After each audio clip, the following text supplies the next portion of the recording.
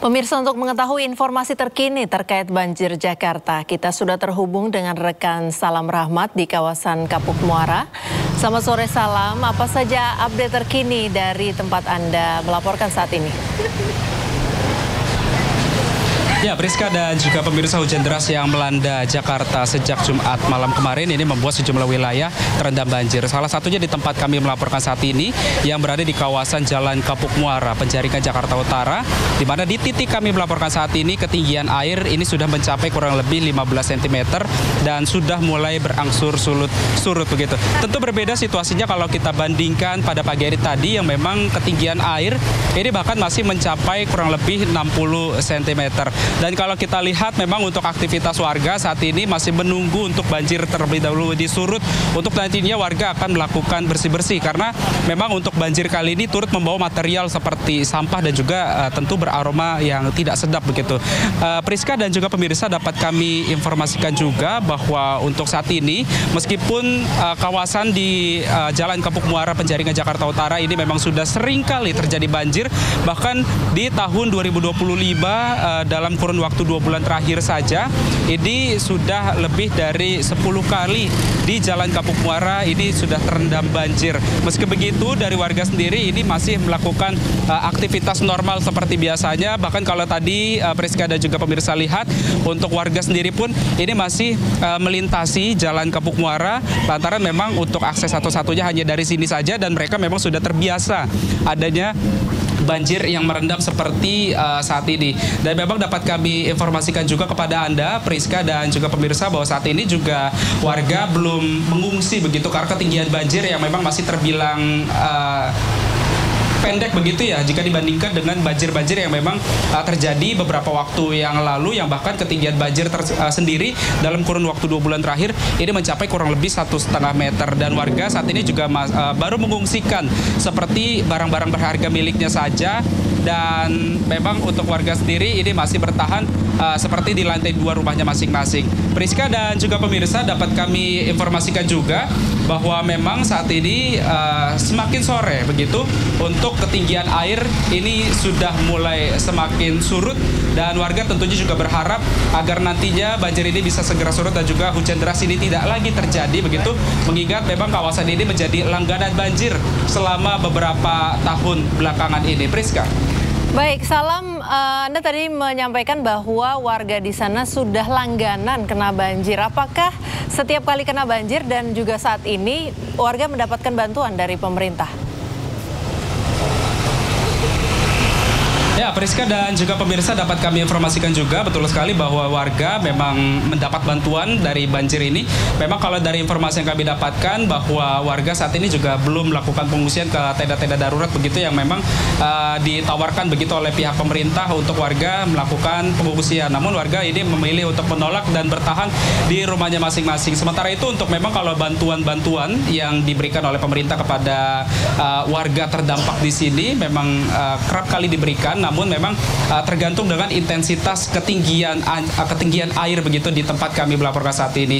Dan dapat kami informasikan juga bahwa memang untuk aktivitas warga di Jalan Kapuk Muara, Penjaringan, Jakarta Utara ini masih terbilang normal begitu ya.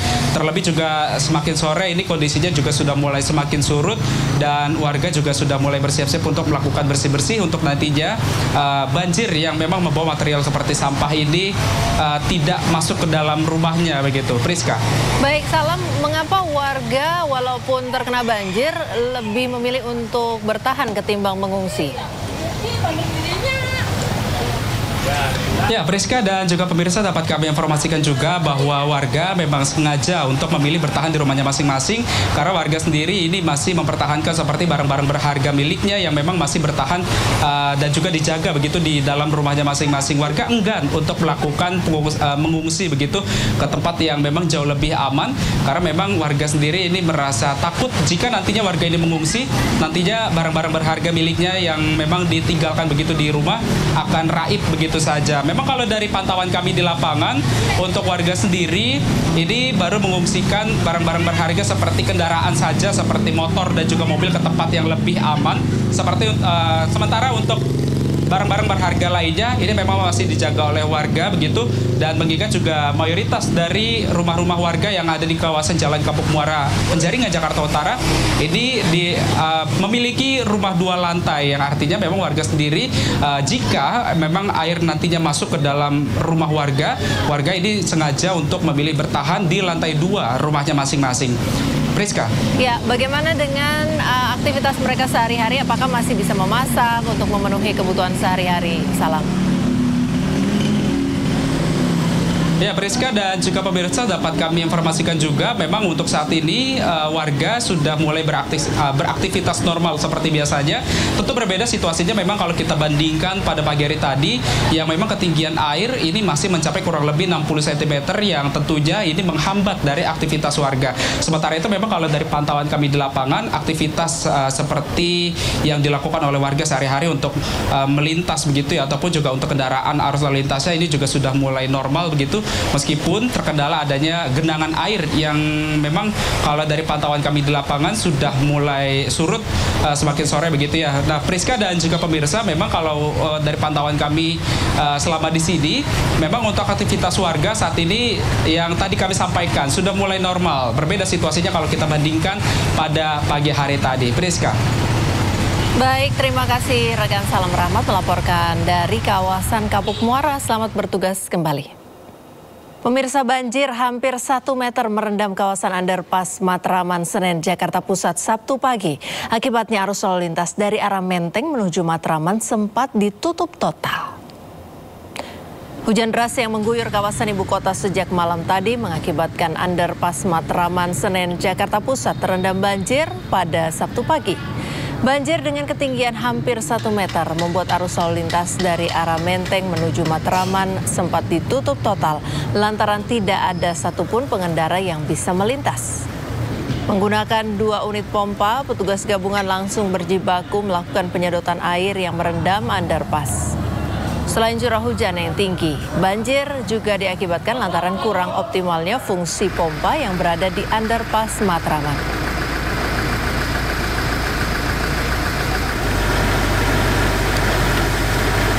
Hujan deras yang mengguyur Jakarta sejak malam tadi membuat ruas jalan pintu air Cengkareng Timur, Jakarta Barat terendam banjir.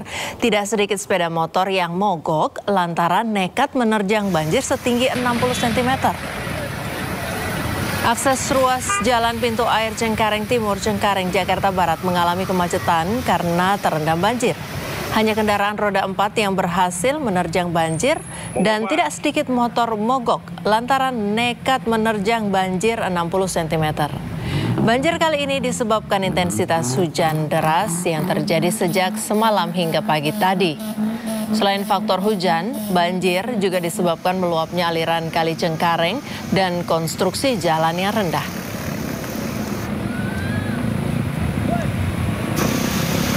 Banjir juga berimbas pada permukiman warga di RT 09 RW 02 Rawabuaya Cengkareng, Jakarta Barat. Meski terganggu, namun warga terpaksa harus menerobos banjir untuk bisa beraktivitas keluar rumah. Tidak hanya akses jalan, tingginya debit air juga masuk ke dalam rumah warga. Warga memilih bertahan di rumahnya masing-masing dan hanya kendaraan mereka yang terlihat sudah dievakuasi ke tempat yang lebih tinggi. Banjir setinggi 60 cm ini diperparah dengan luapan air kali Mukefart. Hujan seharian itu yang semalam itu jadinya banjir. Ada luapan dari kali? Kayaknya enggak sih, soalnya airnya bening. Kalau dari kali itu biasanya lebih butek lagi sih airnya.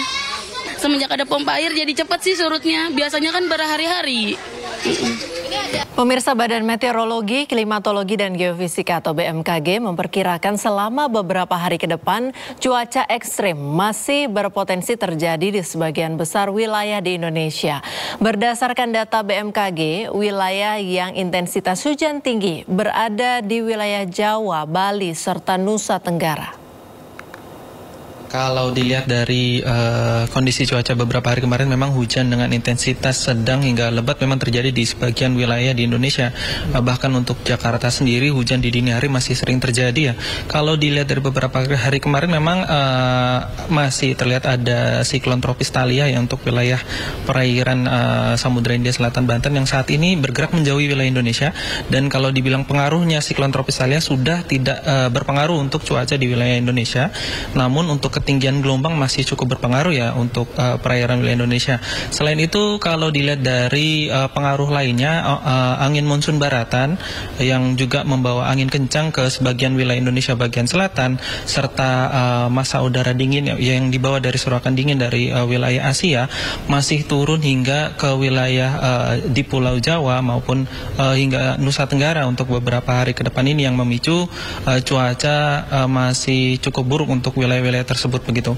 Pemirsa, lebih dari sepekan banjir masih merendam ratusan rumah di Pamanukan, Subang, Jawa Barat. Korban banjir kini mulai kesulitan mendapatkan air bersih.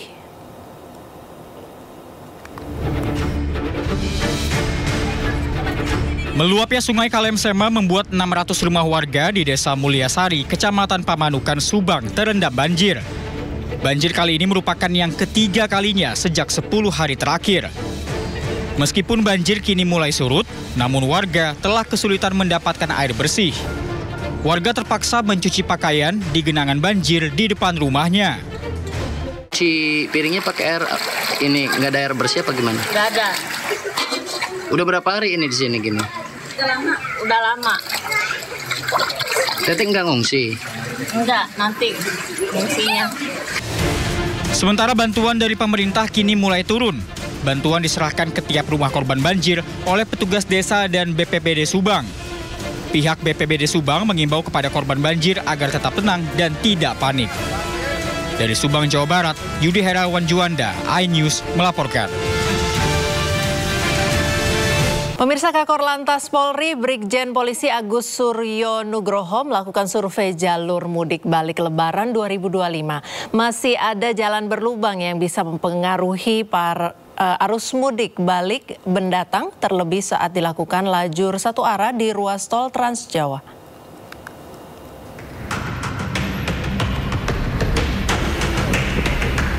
Kakor Lantas Polri Brigjen Polisi Agus Suryo Nugroho meninjau sejumlah titik di ruas jalur nasional, jalur Pantura Simpang 3 Pejagan, ruas tol Trans Jawa, dan Jalan Nasional Semarang hingga Brebes, Jawa Tengah. Dari hasil survei, ruas tol Trans Jawa kondisinya masih bagus. Namun di wilayah Semarang, Batang, Pekalongan hingga Kabupaten Tegal masih ditemui jalan rusak dan berlubang. Kondisi tersebut bisa berpengaruh terhadap kelancaran arus mudik Lebaran mendatang. Terlebih saat dilakukan lajur satu arah ke arah Semarang di ruas tol Trans Jawa. Untuk jalur nasional yang berada di wilayah Brebes cukup bagus, tidak terlalu banyak yang berlubang karena ada yang jalan tol dicor. Tetapi yang di wilayah Semarang, Batang hingga Pekalongan Tegal itu masih banyak cukup jalan yang rusak, jalan berlubang. Tentunya ini nanti berpengaruh pada saat operasi ketupat. Para pengguna jalan diharapkan bisa memperhitungkan jarak tempuh dengan waktu istirahat serta waspada kondisi jalan yang dilewati.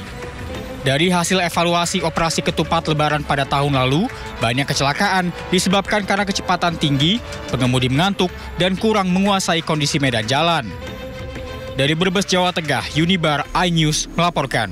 Viral di media sosial, seorang guru di Lamongan memberi penjelasan ke siswa sambil menggebrak meja saat para siswanya bertanya mengapa tidak bisa masuk data eligible seleksi nasional berbasis prestasi atau SNBP. Kini guru tersebut resmi dinonaktifkan dari jabatannya sebagai Wakakurikulum. Faktornya apa saja, Bu? Sampai kelas 10 itu sudah kita masing-masing.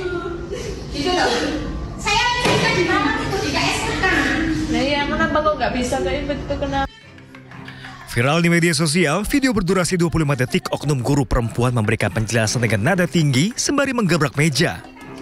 Sementara di ruangan yang sama, terdengar suara siswa yang menangis saat protes mempertanyakan data mereka tidak masuk sistem seleksi nasional berbasis prestasi atau SNBP. Usai viral, oknum guru tersebut akhirnya resmi dinonaktifkan dari jabatannya sebagai Wakakurikulum di MAN 1 Lamongan. Pencopotan dilakukan usai pihak sekolah lakukan pemeriksaan internal. Pasca kejadian, Kemenak Lamongan mengingatkan seluruh lembaga pendidikan di bawah naungan Kementerian Agama lebih teliti. Yang bersangkutan sudah dinonaktifkan dari jabatannya. Nah, sementara ini sudah dipegang oleh penggantinya Ibu Robiul Muhaimin SHG. Ya. Nah, semoga dengan adanya kejadian ini menjadi pelajaran bersama. Bahwasanya kita harus bekerja sesuai dengan SOP. Nah, kemudian menjeli karena memang kejadian ini tidak hanya di MAN 1 Lamongan saja, tapi ada yang lain. Sementara itu, data eligible 22 siswa MAN 1 Lamongan yang tidak bisa masuk dalam sistem PPDS sebagai syarat pendaftaran jalur SNBP masih menunggu hasil pelimpahan dari pihak sekolah. Dari Lamongan, Jawa Timur, Abdul Wahid, iNews melaporkan. Hari terakhir pangkalan data sekolah dan siswa di SNBP 2025, ratusan siswa Madrasah Aliyah Negeri 2 Medan berunjuk rasa terkait tidak jelasnya pendataan nilai mereka. Hal serupa juga terjadi di SMKN 1 Depok, Jawa Barat. Ratusan siswa terancam gagal mengikuti seleksi masuk perguruan tinggi.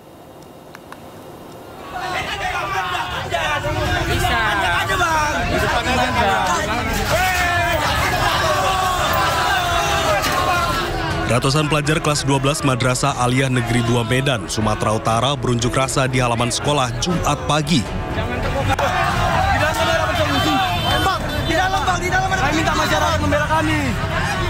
Unjuk rasa ini sudah dilakukan 2 hari berturut-turut terkait kisruhnya proses SNBP, Seleksi Nasional Berdasarkan Prestasi, yang dinilai sangat merugikan siswa-siswi.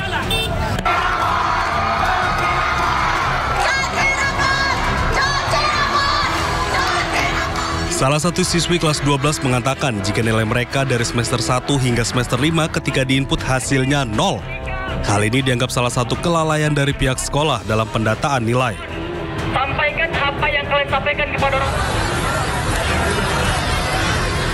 Di hari terakhir finalisasi PDSS di SNBP 2025 juga belum ada kabar baik terkait perbaikan nilai siswa-siswi dan tidak ada penjelasan dari pihak sekolah ke siswa maupun orang tua. Untuk meminta kompensasi Pak, kompensasi dan tanggung jawab dari pihak sekolah karena kami tidak bisa mengikuti SNBP. Dari pihak sekolah bilang bahwasanya kami memang tidak bisa ikut SNBP juga. Kemudian kami juga sama-sama tahu di sini siswa-siswinya kami tidak bisa melakukan finalisasi PDSS karena kami belum selesai menginput nilai. Itu keterlambatan itu dari pihak siswa sendiri atau siswa udah ngasihkan ke pihak sekolah?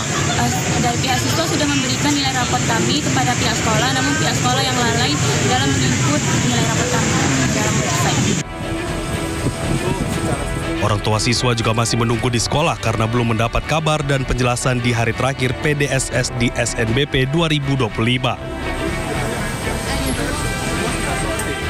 Seharusnya kepala sekolah apa tugas dia awal tahun, akhir tahun, awal semester, akhir semester, apa? Dia hanya kepala sekolah kan hanya mengingatkan kepada bawahannya, ini cemana anak kita, ini kelas 3 loh, cemana apanya udah didaftarkan apa belum, apalagi kekurangan. Jadi yang salah satunya ini adalah kesalahan kepala sekolah. Diketahui di sekolah MAN 2 Medan ini terdapat sebanyak 332 siswa yang memenuhi syarat untuk mengikuti seleksi nasional berdasarkan prestasi. Namun dari 300, tak satu pun siswa yang masuk dan berhasil terinput datanya pada PDSS dalam SNBP 2025.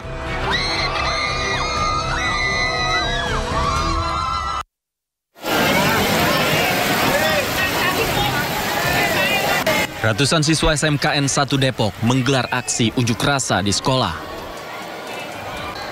Aksi ini dilakukan buntut keterlambatan operator sekolah menginput data ke dalam sistem pangkalan data sekolah dan siswa atau PDSS. Ironisnya, keterlambatan tersebut hanya selisih 1 menit saja. Akibatnya ratusan siswa ini terancam tidak bisa mengikuti SPMB. Para siswa menyerukan keluhannya, bahkan di bawah hujan deras.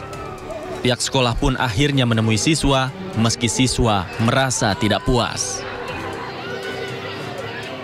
Kepala Sekolah SMKN 1 Depok mengakui ada keterlambatan saat menginput data.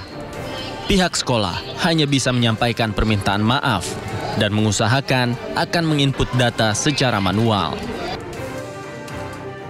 Ya, untuk anak-anak yang eligible ternyata mereka tidak bisa masuk ke dalam seleksi tersebut. Kendalanya apa, Bu? Jadi kendalanya itu kamera, Bu. Ya. Ke depan sini, Bu, ya. Kendalanya itu karena keterlambatan sebetulnya. Jadi terlambat. Jadi operator operator kami terlambat dalam memasukkan data ke sistem tersebut. Sementara itu keterlambatan seperti ini pernah terjadi pada tahun sebelumnya, namun tidak dievaluasi oleh sekolah. Para siswa juga mendapat ancaman dari salah satu guru melalui pesan WhatsApp jika melakukan protes. Nah, yang menjadi pertanyaan kita, kenapa sekolah tidak menyediakan bahan evaluasi itu untuk tahun-tahun ke depannya, tapi kenapa masih terjadi seperti ini? Katanya sempat ada ancaman dari pihak sekolah beberapa siswa, benar nggak sih? Pengurangan nilai itu. Kayak pengurangan nilai atau segala macamnya. Ancaman Iya, ijazah. Pernah. Oh, bukan. Kata-katanya lebih tepat ke ijazah juga jangan diharapin. Oh, berarti ada ibaratnya ditahan ya, ada ancaman ditahan ijazah ya. Total ada 137 siswa yang terancam tidak bisa mengikuti SNBP atau Seleksi Nasional berdasarkan prestasi. Lantaran data tersebut menjadi acuan dalam proses seleksi perguruan tinggi. Pendaftaran seleksi nasional berdasarkan prestasi atau SNBP 2025 sudah dimulai. SNBP diperuntukkan bagi siswa SMA, SMK, dan MA yang memiliki prestasi unggul untuk menempuh pendidikan tinggi di perguruan tinggi negeri tanpa harus mengikuti ujian tertulis. Lalu apa saja syarat pendaftar dan tahapan penting dalam SNBP 2025? Berikut informasinya.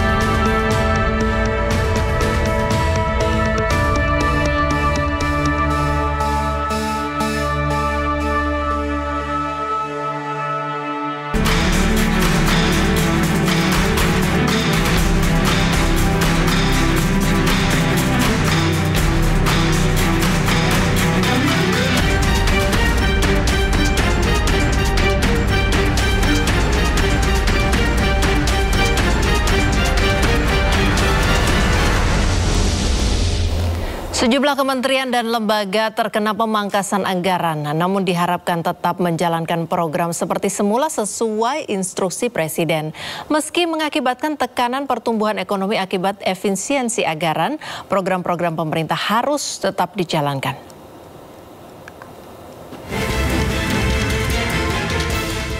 Pemangkasan anggaran yang mencapai 306,7 triliun rupiah pada akhirnya merembet ke berbagai program hingga operasional kementerian lembaga. Seperti yang terjadi di kantor Kementerian Koordinator Perekonomian, di mana sebagian besar lampu koridor hingga selasar di tiap lantai dimatikan. Menko Perekonomian Erlangga Hartarto menjelaskan situasi penghematan operasional merupakan bagian dari efisiensi APBN 2025. Kemenko Perekonomian sendiri mengalami pemangkasan sebesar 52,5% dari pagu yang terdapat dalam APBN 2025. Namun Erlangga berharap kementerian dan lembaga tetap menjalankan programnya sesuai draft yang tidak terdampak pemangkasan. Sebab di tahun 2024, kontribusi konsumsi pemerintah mencapai 7,7% terhadap PDB nasional. Apakah efisiensi anggaran berpengaruh? Nah, tentu kita akan monitor selanjutnya dan kita berharap bahwa dengan seluruhnya sudah disepakati anggaran, kita bisa berharap bahwa kementerian sudah mulai bergerak kembali, ditambah lagi nanti dengan pelantikan dari kepala daerah di bulan Februari. Tentu juga ada pengaruh daripada belanja daerah. Upaya pemangkasan anggaran juga langsung dilakukan Kementerian Keuangan. Di tahun 2025 ini, Kemenku membatalkan program beasiswa atau Ministerial Scholarship tahun 2025, seiring dengan kebijakan efisiensi belanja APBN. Menteri Keuangan Sri Mulyani Indrawati secara resmi membatalkan program beasiswa Kementerian Keuangan atau Ministerial Scholarship tahun 2025. Pembatalan program ini diumumkan melalui pengumuman nomor 14 tahun 2025. Kebijakan ini ditetapkan pada 31 Januari 2025.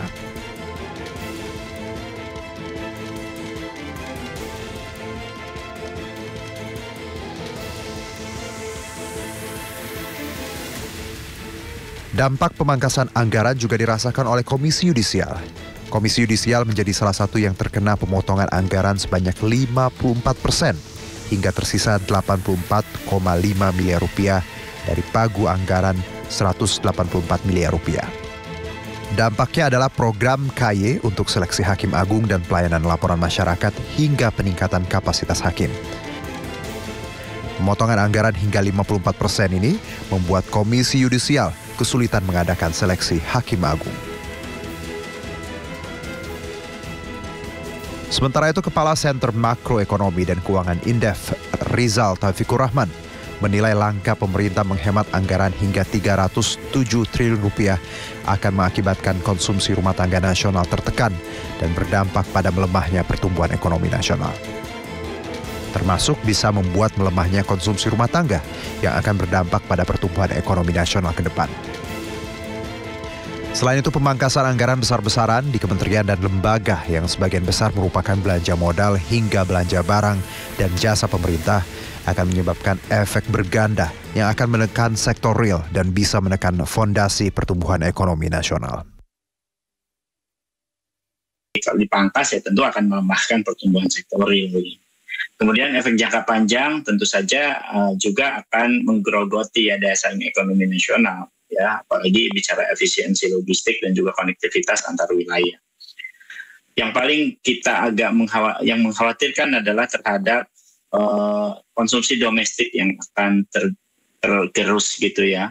Karena kalau kita bicara pemotongan anggaran peralatan dan mesin, maka belanja pemerintah yang tadi disampaikan, ya penurunan konsumsi domestik dan permintaan barang modal juga akan turun. Sebelumnya lewat instruksi Presiden nomor 1 tahun 2025, pemerintah akan menghemat sekitar 306,7 triliun rupiah. Langkah tersebut untuk memastikan jalannya pemerintah lebih efisien dan untuk menambal kebutuhan program makan bergizi tahun ini.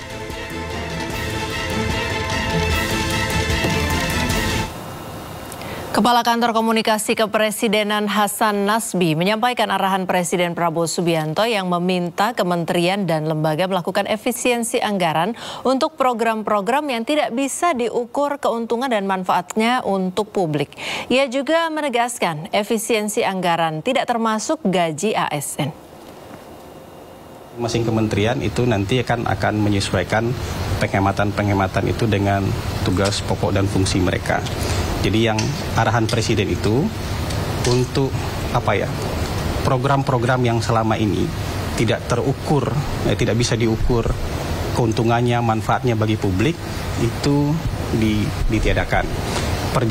Perjalanan luar negeri dikurangi, seremonial dikurangi, perjalanan dinas dikurangi, tapi yang pelayanan publik tidak dikurangi. PSO, Public Service Obligation, tidak dikurangi. Belanja gaji pegawai tidak dikurangi. Jadi yang kayak gitu-gitu kan sudah jelas sebenarnya. Jadi yang sekarang beredar itu kan mungkin ada fear mongering ya ketakutan-ketakutan yang disebarkan oleh orang-orang yang kadang-kadang anonim.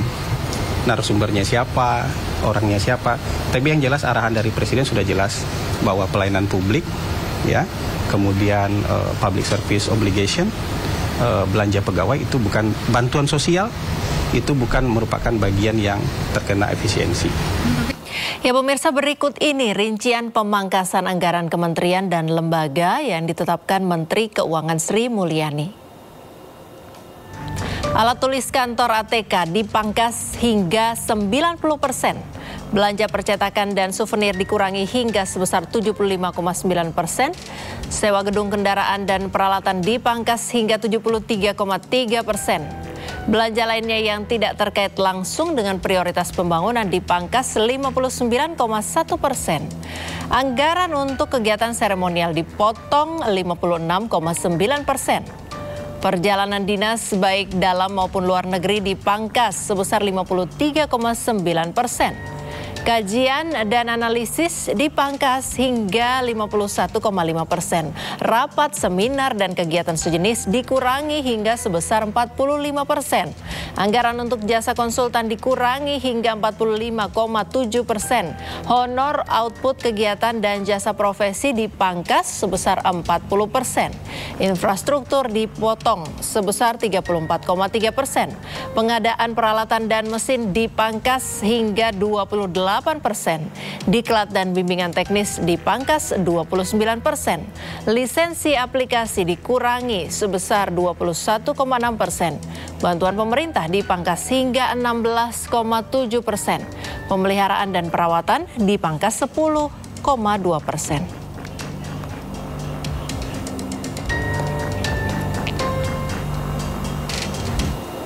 Ya, nasib pembangunan Ibu Kota Nusantara seakan terkatung usai Menteri Pekerjaan Umum menyebut anggaran IKN diblokir Kementerian Keuangan. Namun di sisi lain, Kantor Komunikasi Kepresidenan menyebut anggaran tersebut masih ada dan Presiden tetap berkomitmen melanjutkan pembangunan IKN.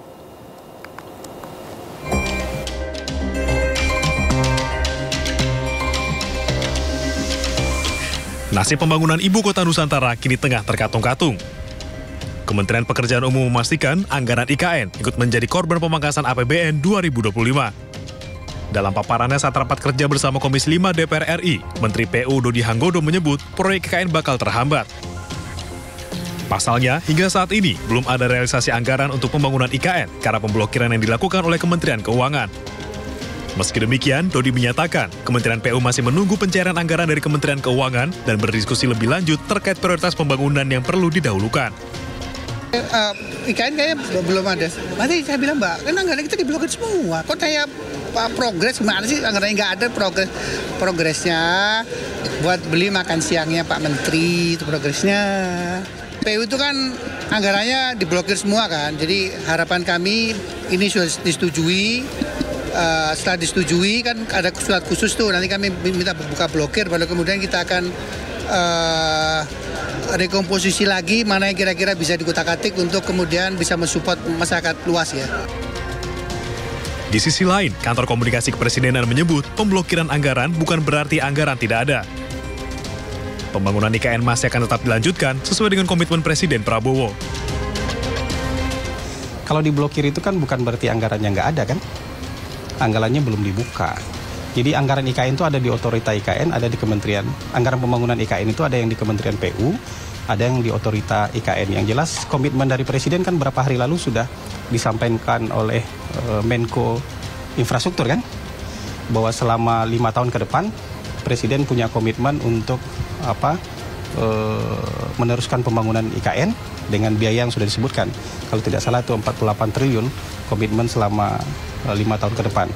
Dan target pemerintah kan menyelesaikan kawasan inti pusat pemerintahan, membangun gedung yudikatif dan membangun gedung legislatif. Sisanya nanti itu kan akan didorong, yang membangunnya adalah swasta gitu.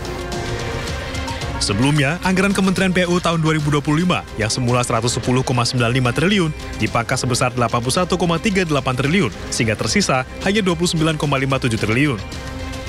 Akibatnya, banyak proyek infrastruktur termasuk pembangunan IKN yang mengalami kendala dalam pendanaan. Tim Liputan iNews melaporkan. Penghematan anggaran negara dilakukan untuk mendanai sejumlah program prioritas Kabinet Merah Putih. Salah satunya adalah program makan bergizi gratis atau MBG.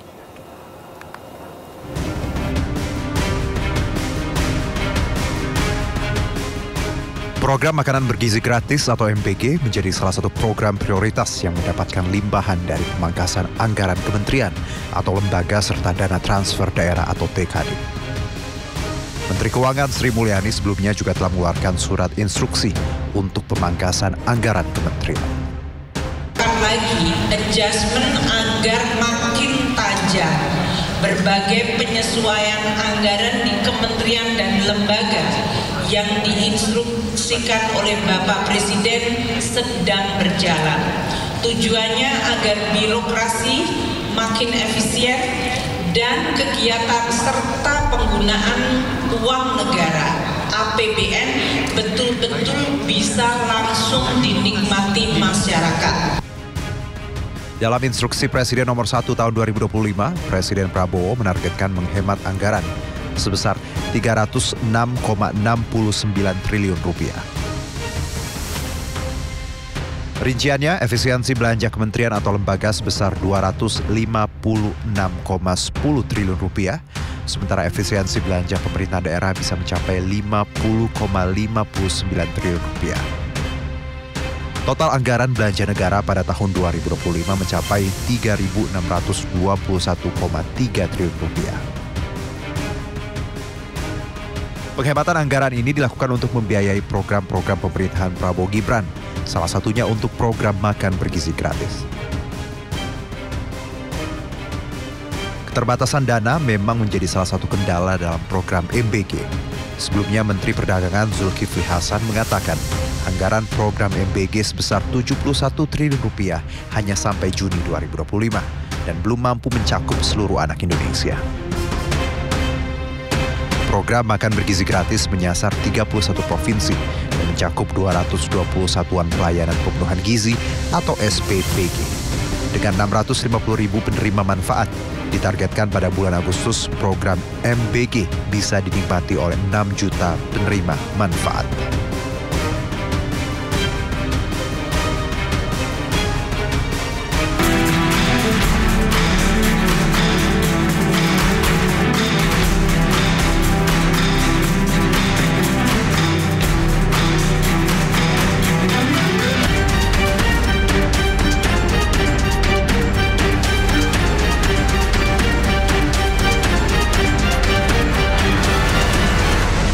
Kejaksaan Agung menetapkan Dirjen Anggaran Kementerian Keuangan Isa Rahmatarwa sebagai tersangka kasus korupsi Jiwasraya.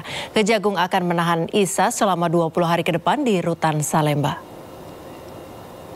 Kejagung menyatakan berdasarkan laporan pemeriksaan dan investigasi, Isa Rahmatarwata merugikan keuangan negara atas pemulihan keuangan pada PT Jiwasraya tahun 2008 hingga 2018 sejumlah 16,8 triliun rupiah. Penyidik telah menemukan bukti yang cukup terkait keterlibatan Isa yang pada saat itu menjabat sebagai Kabiro Asuransi pada Bapepam LK periode 2006-2012. Setelah ditetapkan sebagai tersangka, Isa ditahan di Rutan Salemba, Cabang Kejagung untuk pemeriksaan lebih lanjut. Ini dilakukan pemeriksaan secara maraton kepada yang bersangkutan dalam kapasitasnya sebagai saksi.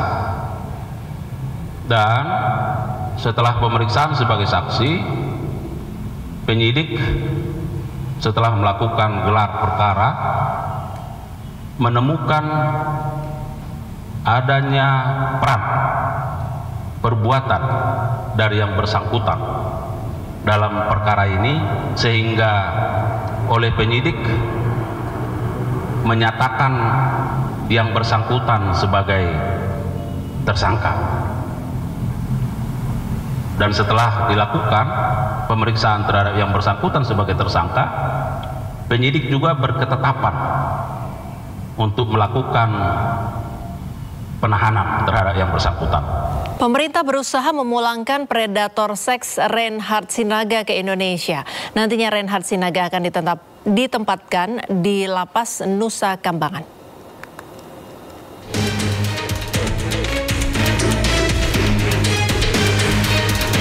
Pemerintah terus berupaya untuk memulangkan terpidana seumur hidup kasus penyerangan seksual Reinhard Sinaga dari Inggris ke tanah air.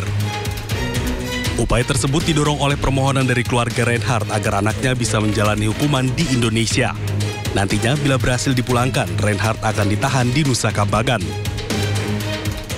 Penempatan Reinhard itu di lembaga pemasyarakatan kita tidak kan harus termasuk dalam maksimum security. Ada untuk itu, hanya di Nusa Kambangan. Jadi jangan dianggap mereka kita jadi berat juga. Makanya kalau dibebaskan, dinapi biasa akan menimbulkan masalah baru lagi. Hingga kini Kementerian Luar Negeri belum menerima informasi permohonan kepulangan Reinhard Sinaga.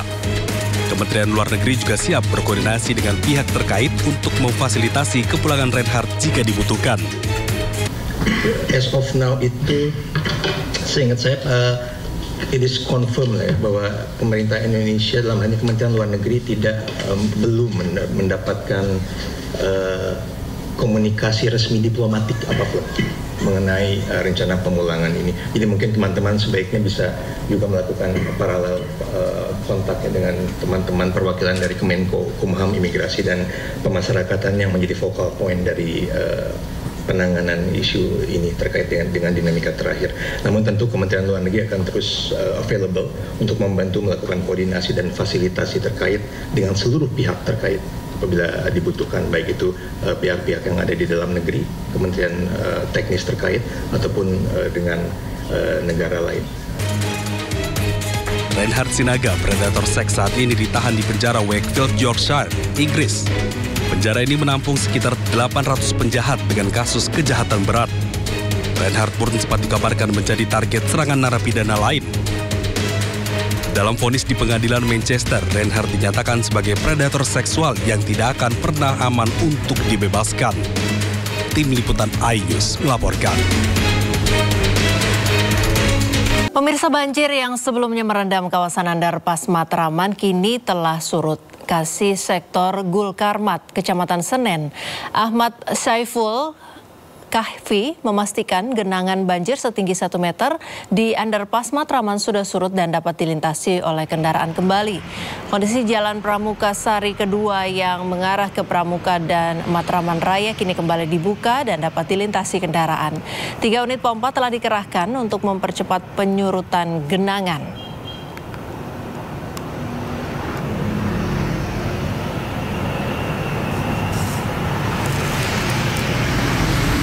Sebelumnya banjir hampir 1 meter merendam kawasan Underpass Matraman Senen, Jakarta Pusat pada Sabtu pagi. Akibatnya arus lalu lintas dari arah Menteng menuju Matraman sempat ditutup total. Selain curah hujan yang tinggi, banjir juga diakibatkan lantaran kurang optimalnya fungsi pompa yang berada di Underpass Matraman.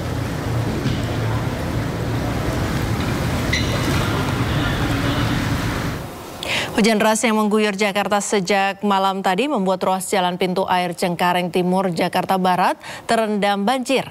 Tidak sedikit sepeda motor mogok lantaran nekat menerjang banjir setinggi 60 cm. Akses ruas jalan pintu air Cengkareng Timur, Cengkareng, Jakarta Barat mengalami kemacetan karena terendam banjir. Tidak hanya kendaraan roda 4 yang berhasil menerjang banjir dan tidak sedikit motor mogok lantaran nekat menerjang banjir 60 cm. Banjir kali ini disebabkan intensitas hujan deras yang terjadi sejak semalam hingga pagi tadi. Selain faktor hujan, juga meluapnya aliran Kali Cengkareng dan juga konstruksi jalan yang rendah.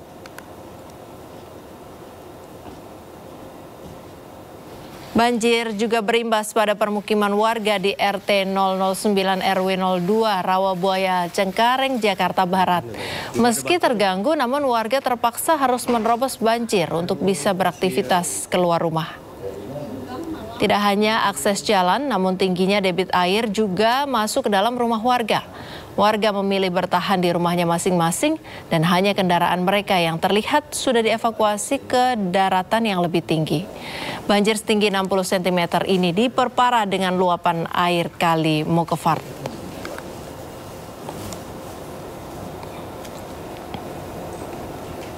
Pemirsa, hujan deras yang mengguyur Jakarta sejak malam mengakibatkan sejumlah wilayah Jakarta terendam banjir. Untuk membahas lebih dalam, sudah bergabung melalui sambungan Zoom Kepala BMKG Dwi Korita Karnawati dan juga Kapusdatin BPBD Jakarta, Bapak Muhammad Yohan. Selamat sore, Bu Dwi Korita dan Pak Yohan. Selamat sore, Mbak. Assalamualaikum warahmatullahi wabarakatuh. Waalaikumsalam, Ibu. Pak Yohan, ini kawasan Underpass Matraman sempat terendam banjir sampai 1 meter, Pak. Ini faktornya betulkah karena pompa banjir tidak berfungsi atau kurang berfungsi maksimal? Memang di awal seperti itu ya. Akhirnya dikerahkan pompa-pompa pengganti ya. Baik. Gitu. Karena tidak, yang pertama itu agak stuck, akhirnya dikerahkan pompa-pompa berikutnya sehingga baru bisa diselesaikan. Baik, apakah karena ada kerusakan pompa yang sebelumnya digunakan atau bagaimana, Pak? Atau pemeliharaannya kurang atau bagaimana, Pak? Kalau pemeliharaan sih cukup bagus ya. Mungkin pada saat pengerahan itu kan sebetulnya sudah cukup baik ya Dinas Sumber Daya Air. Mereka itu menyiagakan lebih dari 5.000 pompa mobile ya. Kalau tadi yang dipakai bukan pompa mobile, tapi pompa yang cenderung statis itu ada sekitar 500-an pompa gitu. Saya belum bisa menyampaikan kendalanya apa di pompa, tapi yang jelas Dinas Sumber Daya Air sudah cukup oke ya. Jadi satu pompa bermasalah, mereka langsung mengirimkan 2-3 pompa sekaligus ke lokasi ya. Jadi saya belum bisa ngasih keterangan apa, mungkin Dinas Sumber Daya Air yang bisa menjelaskan masalah di pompanya ya. Tapi kami cukup salut dari tim BPBD ya, karena ya begitu cepatnya mereka mengerahkan pompa-pompa ya. Pompa yang ini trouble, langsung cepat dikirim pompa berikutnya sampai ada 3 pompa di sana. Baik, di lokasi. Ada problem, ada juga solusi begitu ya Pak ya? Iya. Baik, kalau dari BPBD sendiri, kira-kira apa langkah antisipasi agar hal ini tidak terjadi lagi, terutama di musim penghujan yang mungkin beberapa waktu yang lalu Ibu Dwi Korita sempat menyampaikan masih berlangsung sampai sekitar bulan Maret. Ya, dari BPBD kami pikir koordinasi lintas sektoral sudah cukup baik ya. Tadi saya sudah jelaskan, sebagai koordinator itu Dinas Sumber Daya Air cukup bertanggung jawab ya, karena menyiapkan pompa-pompa cadangan. Kebayang kalau itu gerakannya lambat ya, dan ini pasti akan lebih masif dampaknya dan lebih lama diatasi. Namun demikian ini enggak serta-merta begitu saja ya. Tentunya kami dengan Dinas Sumber Daya Air koordinasinya cukup baik, bukan hanya dengan Dinas Sumber Daya Air. Jadi untuk mengatasi genangan itu bahkan kami tuh lapis berlapis ya. Kita lihat kemampuan di lapangan. Selama ini kita sering mengadakan simulasi dan apel-apel kesiapsiagaan. Kalaupun tadi misalnya ada dari kebutuhannya misalnya, wah ini kayaknya ada dari Disbul Karmat nih bisa pengerahan mobil pompa, ya mungkin tadi keputusannya seperti itu ya. Tapi akhirnya lebih dipilih untuk mengambil pompa yang lain gitu. Baik. Jadi berlapis-lapis ini. Ya, baik. Dan untuk kedepannya nampaknya akan lebih oke lagi ya koordinasinya, bukan hanya dengan Dinas Sumber Daya tapi dengan Disbul Karmat juga. Baik, saya ke Bu Dwi Korita. Ibu, kalau beberapa saat yang lalu saya update kembali, kalau tidak salah Ibu menyampaikan bahwa cuaca ekstrim di seluruh wilayah Indonesia termasuk Jakarta dan Jawa akan berlangsung sampai akhir Maret sampai atau awal April. Apakah bisa diupdate kembali Ibu informasi tersebut dan apa yang harus dipersiapkan? Kebetulan ada rekan dari BPBD di sini. Ya, baik, tepat sekali yang Mbak sampaikan bahwa potensi hujan di tahun ini masih akan berlangsung hingga akhir Maret atau awal April. Nah, cuaca ekstrim itu potensi terjadinya masih cukup tinggi, terutama pada puncak musim hujan, yaitu di bulan Januari, Februari. Ini sebagian besar wilayah Indonesia mengalami puncak musim hujan. Sehingga sampai akhir Februari, itu potensi cuaca ekstrim masih akan sering terjadi. Maret pun masih bisa terjadi, namun insya Allah tidak sefrekuen, tidak sesering di bulan Januari Februari. Demikian, Mbak. Baik, kita akan lanjutkan dialog, tapi sebelumnya kita pantau dulu informasi terkini terkait banjir Jakarta. Kita terhubung dengan rekan Aulina Yasha di kawasan Kalideres, Jakarta. Aulina, selamat sore. Bagaimana kondisi terkini di Kalideres?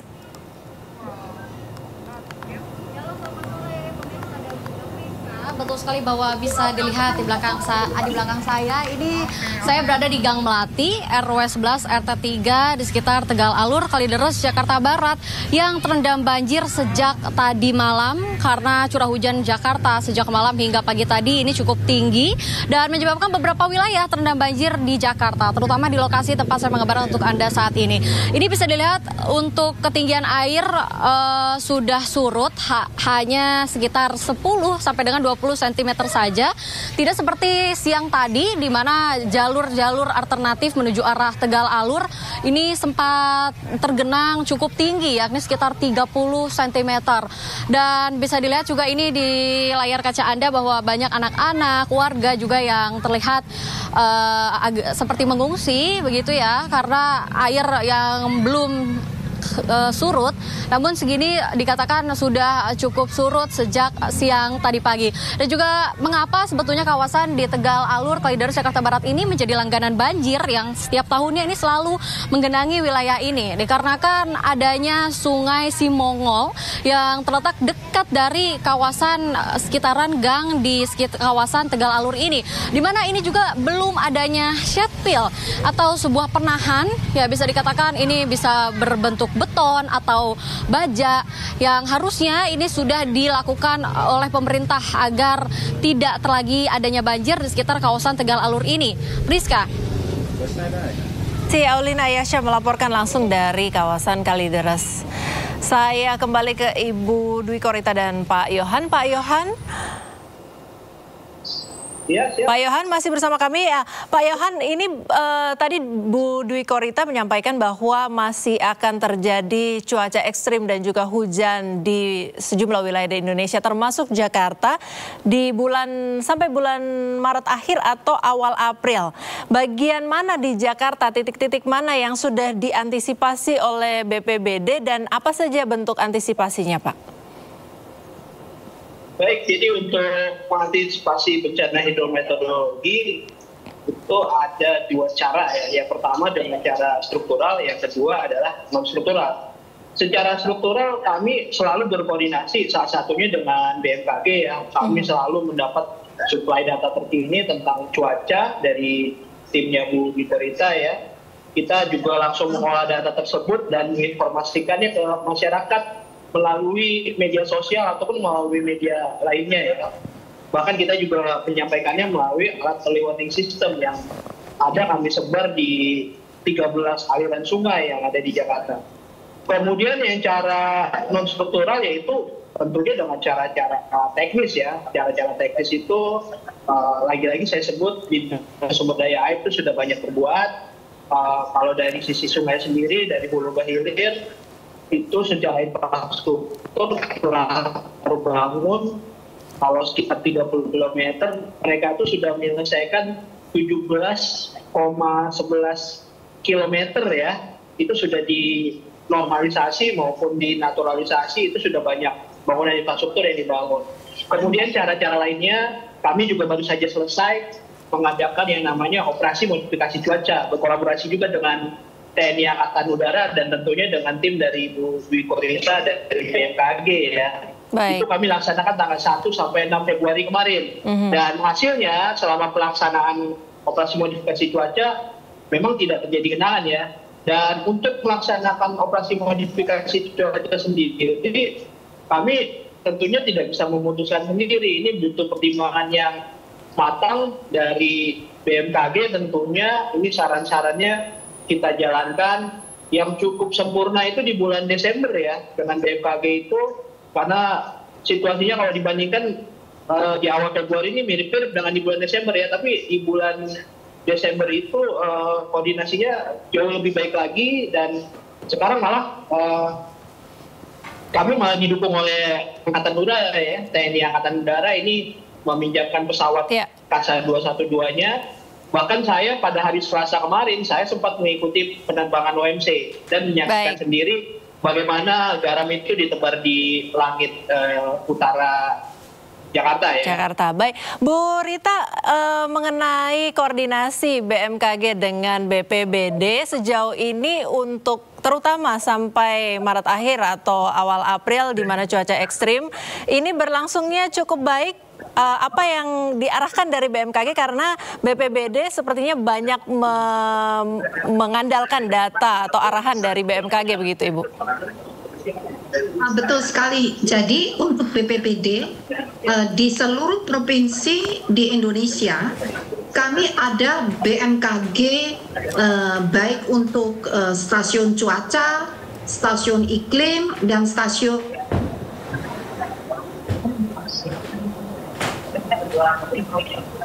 ya, Bu Rita untuk publik. Ya.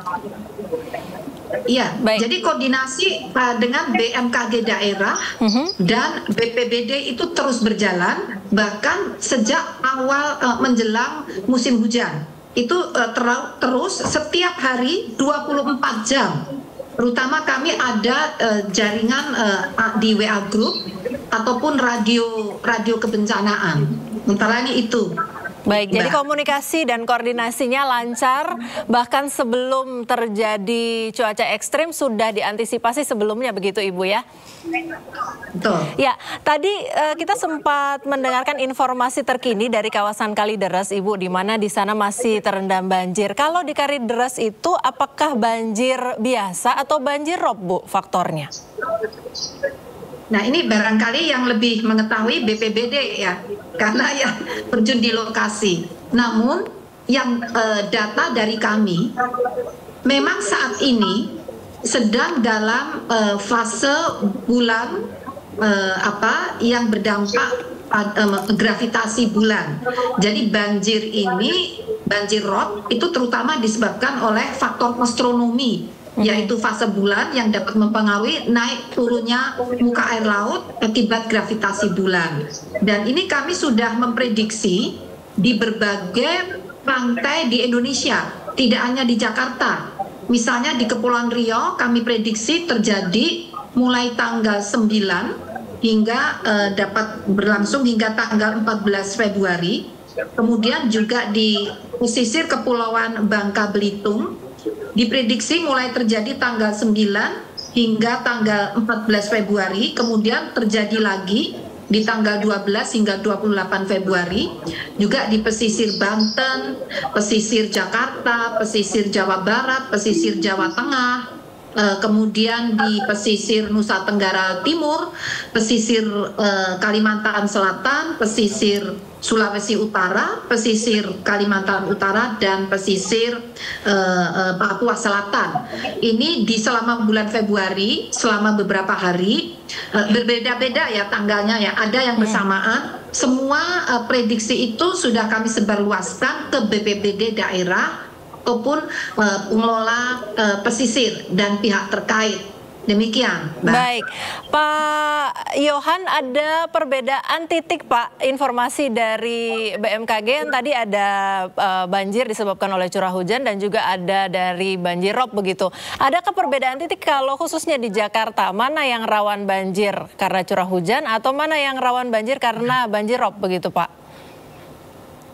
Baik, saya mau jawab pertanyaan tadi ya, betul kata Bu Rita, ini memang ada unsur dari rob juga, tapi untuk di Kalideres kalau kami tadi ke lapangan ya, dan sampai saat ini juga masih ada petugas piket yang di lapangan, ini disebabkan karena luapan kali tadi ya. Baik. Karena sejak tadi malam, ini memang Jakarta Barat ini yang mengalami periodisasi hujan sangat deras ya. Ya, Pak Yohan? Rata-rata bisa menampung normal itu 150 mm per hari. Ini meluap ya, jadi lebih kepada hal itu gitu. Kalau koordinasi ya sangat baik, bahkan kami itu punya yang namanya aplikasi signature, itu BMKG yang punya, itu bisa kami monitor di comment center BPBD gitu. Jadi kami benar-benar bergantung sama BMKG ya untuk menganalisis data tentang cuaca ya untuk selanjutnya. Dan apabila kami tidak mendapatkan pertimbangan pelaksanaan OMC di minggu ini tanggal 1 sampai 6, bisa jadi lebih dahsyat ya efek genangannya gitu. Kalau sekarang kan sampai jam 4 ini tinggal 10 RT dari kelurahan yang tergenang ya, dan ini cenderung lebih cepat surut lagi setelahnya. Baik, Bu Rita, kalau dari BMKG sendiri bagaimana memprediksi intensitas dan durasi banjirop di wilayah Jakarta Utara selama sepekan terakhir? Karena informasi yang kami dapat bahwa ada potensi banjirop di pesisir utara Jakarta dari tanggal 7 Februari lalu sampai tanggal 13 nanti, Ibu. Betulkah periode tersebut? Jadi untuk Jakarta di sini kami memprediksi betul mulai tanggal 7 hingga 13 Februari. Bagaimana cara kami memprediksi? Yaitu BMKG memiliki alat pantau perubahan ketinggian muka air laut atau yang disebut automatic weather station dan automatic water level maritim yang tersebar di 85 pelabuhan dan garis pantai. Dan BMKG kemudian menganalisis data-data tersebut untuk memprediksi wilayah-wilayah mana saja yang berpotensi mengalami banjirop. Yang selanjutnya kami menerbitkan peringatan dini potensi rob pada masyarakat yang akan terdampak. Jadi ada data observasi yang menerus, kemudian data itu dianalisis untuk melakukan prediksi. Demikian. Boleh. Kalau dari BMKG sendiri, apa tanda banjirop yang bisa diperingatkan untuk warga, Ibu? Dan bagaimana warga bisa mengantisipasi datangnya banjirop? Bu Rita? Mohon maaf, saya tidak mendengar suara. Mohon maaf, sinyalnya kurang kok. Mohon maaf diulang, saya tidak mendengar pertanyaannya. Baik, apa yang perlu diantisipasi oleh warga pada saat jelang banjirop dan bagaimana banjirop itu bisa dikenali akan datang begitu, Ibu? Iya, jadi sekali lagi mohon untuk terus memonitor perkembangan informasi cuaca termasuk banjirop. Jadi tidak hanya banjirop saja, karena kadang-kadang keduanya itu saling berpengaruh. Genangan itu tidak bisa mengalir segera lari ke sungai atau ke laut karena di laut tertahan oleh banjirop, sehingga genangannya terjadi di darat. Oleh karena itu kami menghimbau terus memonitor perkembangan informasi cuaca dan banjirop yang ada di berbagai kanal informasi BMKG. Kemudian juga menyiapkan langkah-langkah yang harus dilakukan SOP-nya apabila sudah ada gejala. Itu tidak mendadak seketika naik ya. Jadi ada gejala kan. Nah, mulai ada kenaikan bertahap itu, dan biasanya BMKG kan juga menginfokan pagi, siang atau sore. Nah, setiap 3 jam kalau tidak salah, Ibu ya. Bagaimana? Setiap 3 jam kalau tidak salah, Ibu ya. Ya, itu untuk cuaca betul, setiap 3 jam. Nah, untuk banjirop itu sebenarnya air pasang itu pada jam-jam tertentu, proses pasangnya. Nah, namun efeknya itu kadang-kadang kalau sudah sekali pasang, mau surut lagi itu efeknya perlu berjam-jam. Baik. Nah, sehingga itu ada informasinya mulai pukul berapa itu akan terjadi pasang, dan siapkanlah langkah-langkah seandainya terjadi pasang, bagaimana kita harus mengevakuasi diri. Siapkan jalur evakuasinya dan tempat evakuasinya. Karena kalau bersamaan dengan cuaca itu banjirnya bisa menguat dan lamparannya lebih luas. Demikian. Baik, warga diimbau untuk waspada, memonitor selalu informasi cuaca dan siapkan langkah-langkah saat ada gejala alam, terutama mengenali jalur evakuasi. Begitu, Ibu ya. Dari bulan sampai akhir Maret hingga awal April di mana cuaca ekstrim masih akan berlangsung. Terima kasih Kepala BMKG Ibu Dwi Korita Karnawati dan juga Kapusdatin BPBD Jakarta Bapak Muhammad Yohan sudah bersama kami di Dialog Sindo sore hari ini. Selamat beraktivitas dan salam sehat Bapak Ibu. Terima kasih. Terima kasih, Mbak. Pemimpin umat Katolik dunia Paus Fransiskus menerima Presiden kelima Republik Indonesia yang juga Ketua Umum PDI Perjuangan Megawati Soekarno Putri di kediaman Paus di Santa Marta, Vatikan Jumat sore waktu setempat.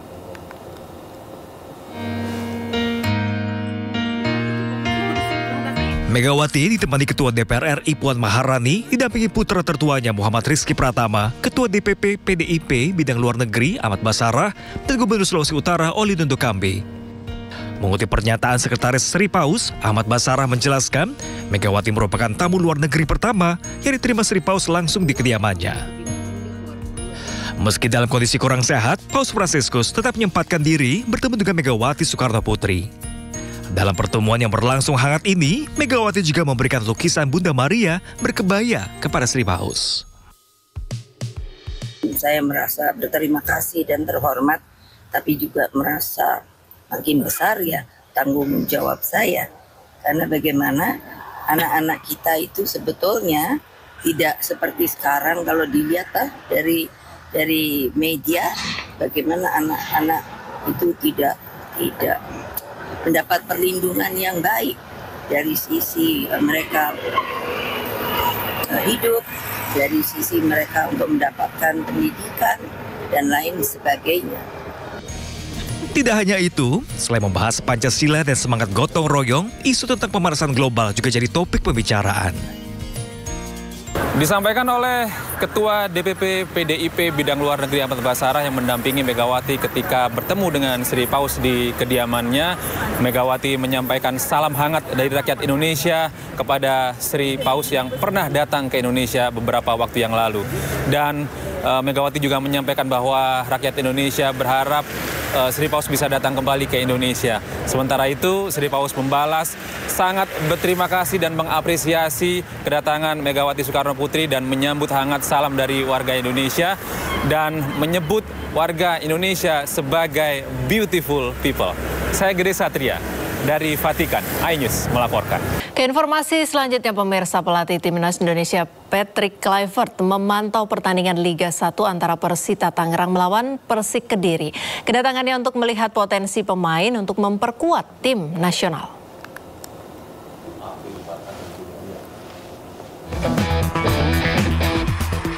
Pelatih Timnas Indonesia Patrick Kluivert bersama tim kepelatihannya memantau pertandingan Liga 1 antara Persita Tangerang melawan Persik Kediri pada Jumat sore di Indomilk Arena, Kabupaten Tangerang, Banten. Kluivert terlihat fokus dan berdiskusi memantau potensi setiap pemain untuk dapat memperkuat timnas. Ini jadi kali kedua Kluivert menyaksikan langsung pertandingan Liga 1. Kehadiran Kluivert di pertandingan Liga 1 juga merupakan program kerjanya untuk timnas Indonesia. Kluivert langsung memantau para pemain hingga membangun komunikasi yang baik dengan klub. Lihat tim Persita, squad Persita. Kemudian ada coach Gerard van den Berg juga untuk under 23 dan tadi dia sudah melihat juga potensi dari pemain-pemain Persita. Dia lihat potensi, kemudian juga macam-macam tadi bertanya mengenai sejarah klub, juga pemain-pemain yang ada sekarang dan bagaimana manajemen, kemudian juga tim, ya baik dari pemilihan pemain maupun nanti dari akademi yang terutama dari EPA dan akademi Persita yang kita promosikan ke tim senior. Selain laga antara Persita Tangerang melawan Persik Kediri, Kluivert juga akan memantau langsung laga antara Dewa United melawan Persija Jakarta pada Minggu malam di Stadion Pakansari, Bogor, Jawa Barat. Dari Kabupaten Tangerang, Banten, Aimarani, iNews melaporkan. Patrick Kluivert akan menyaksikan langsung laga Dewa United melawan Persija di Liga 1. Dan untuk mengetahui informasi terkini, sudah ada rekan Syahreza Zanski di Stadion Pakansari, Bogor, Jawa Barat. Syahreza, bagaimana update terkini di Stadion Pakansari? Apakah Patrick Kluivert sudah tiba? Ya, baik Priska dan juga pemirsa, selamat sore. Jelang pertandingan antara Persija dan Dewa United, hingga saat ini di Stadion Pakansari Bogor sudah mulai ada berbagai persiapan tentunya. Kami melihat tadi pada pukul 17.30 waktu Indonesia Barat sudah ada kedatangan dari kedua kubu pemain Persija dan juga Dewa United. Para personil pemain sudah mulai memasuki area Stadion Pakansari untuk melakukan pertandingan. Nanti akan dimulai pada pukul 7 malam waktu Indonesia Barat. Namun ada yang menarik Priska dan juga pemirsa karena pelatih timnas Indonesia baru Indonesia yakni Patrick Kluivert ini sudah berkali-kali melakukan peninjauan dan hari ini spesial akan melakukan ataupun menonton para pemain Liga 1 tentunya, dan ini diharapkan bisa menjadi kabar baik bagi para pemain Liga 1 agar bisa tembus ke skuad utama timnas Indonesia tentunya. Dan memang hari ini kami masih belum melihat adanya kedatangan Patrick Kluivert beserta para asisten pelatih lainnya seperti Alex Lanzat dan juga maksudnya Denny Lanzat dan juga Alex Pastor, dan pada hari ini kami masih belum melihat. Namun bisa dipastikan nantinya Patrick Kluivert akan menyaksikan pertandingan antara Persija dan juga Dewa United pada hari ini yang kick off dimulai pada pukul 7 malam waktu Indonesia Barat. Dan memang ini bukan pertama kalinya Priska dan juga pemirsa, memang Kluivert di tengah jelang pertandingan nanti antara maksudnya jelang pertandingan untuk kategori FIFA Piala Dunia 2026, Patrick Kluivert hingga saat ini masih melakukan penontonan hingga saat ini, namun hingga saat ini masih belum datang untuk pertandingan antara Dewa United dan juga Persija. Sementara itu, Rizka, kembali ke Anda. Terima kasih Syareza Zanski melaporkan dari Stadion Pakansari Bogor. Selamat bertugas kembali. Patrick Kluivert terus mempelajari kebiasaan khas Indonesia saat dirinya menjadi pelatih timnas. Bersama para asisten pelatih, Kluivert menyantap masakan khas Sumatera Barat menggunakan tangan meski tampak canggung.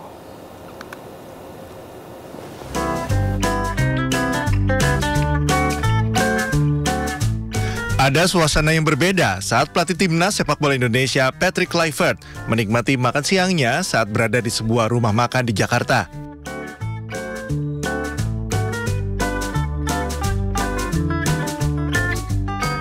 Saat menyantap masakan Padang bersama para asisten pelatih seperti Alex Pastor, Denny Lanzat, dan Gerard van den Berg, mantan pemain timnas Belanda berusia 48 tahun ini nampak tidak memakai sendok dan memilih menggunakan tangan saat menyantap makanan khas Sumatera Barat ini.